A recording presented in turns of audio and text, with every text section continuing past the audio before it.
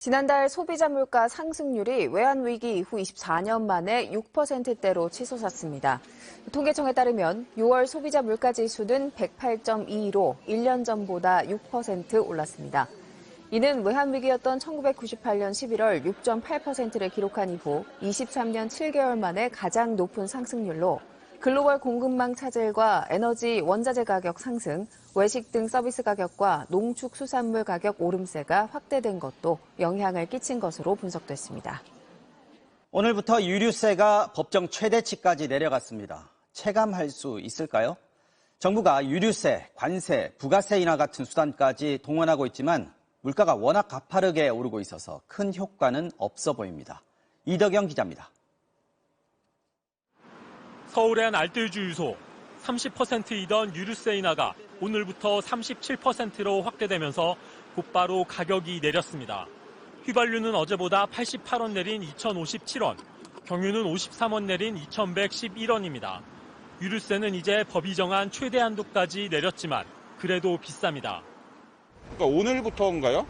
오늘부터인데 저는 아직 차이는 없는 것 같아요. 경유사 직영주유소와 알뜰주유소는 오늘 곧바로 값이 내렸지만 전체의 80%를 차지하는 일반 주유소는 반영이 늦습니다. 그래서 전국 평균으론 휘발유 16원, 경유 9원만 내렸습니다. 영업용 차에 지원해주는 경유 유가 변동 보조금도 오늘부터 1리터에 25원씩 더 늘어났습니다. 역시 체감은 안 됩니다. 애초에 지금 너무 오르다 보니까 할인해도 혜택을 받는 게 체감이 아예 안 되고.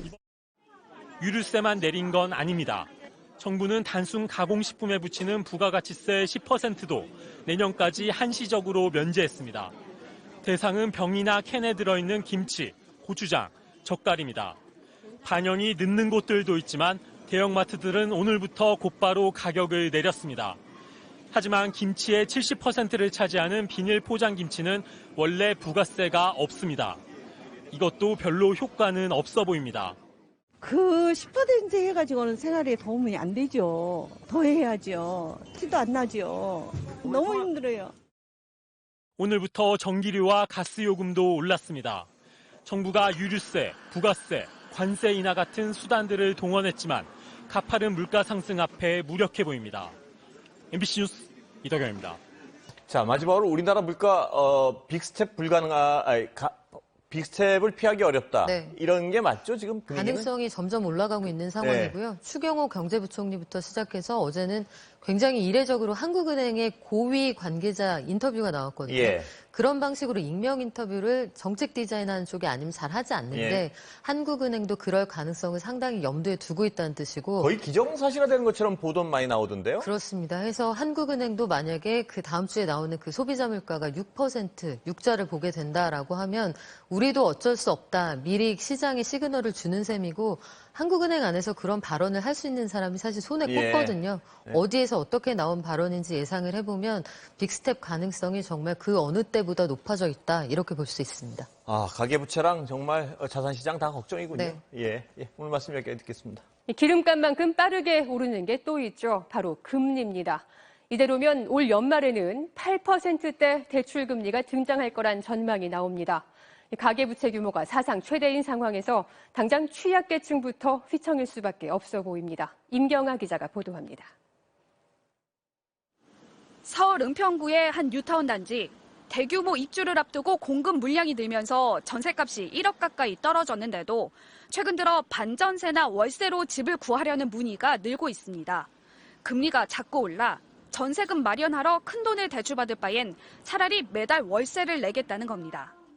작년까지만 해도 2% 후반대 아마 이제 4% 넘어갈 거라고 알고 있고요. 갑작스럽게 상승을 하다 보니까 월세로 하는 게 속 편하다. 매매 시장도 금리 인상 여파에 잔뜩 얼어붙은 분위기입니다. 서울 아파트 거래량은 지난달 1,500여 건에 그치면서 한 해 사이 반토막이 났습니다.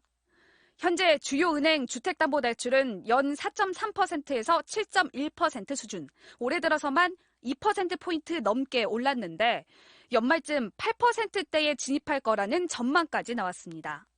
미국이 기준금리를 한꺼번에 0.75%포인트 올린 자이언트 스텝을 단행하면서 한국은행 역시 연말까지 기준금리를 적어도 1%포인트 더 올릴 것으로 예상되기 때문입니다. 8%대 주택담보대출 금리가 현실화된다면 2008년 금융위기 이후 14년 만의 일입니다. 물가 상승 압력이 너무 강하다 보니까 경기에 대한 부담이 다소 커지더라도 금리를 가파르게 올려서 우선 인플레를 진정시켜야 된다라고. 특히 코로나19를 거치면서 빚이 많이 늘어날 수밖에 없었던 자영업자들, 이른바 영끌로 집을 사거나 자산에 투자한 젊은 층이 큰 타격을 받을 것으로 보입니다. 수입은 비슷한데 그거 이자는 오르면은 조금 그러겠어요? 10시간 일을 거 12시간 하고 12시간 할 거 4시까지 해야지. 무엇보다 금리 인상으로 커진 이자 부담이 결국 소비 위축 등 경기 침체로 이어질 거란 우려도 나옵니다. MBC 뉴스 임경아입니다.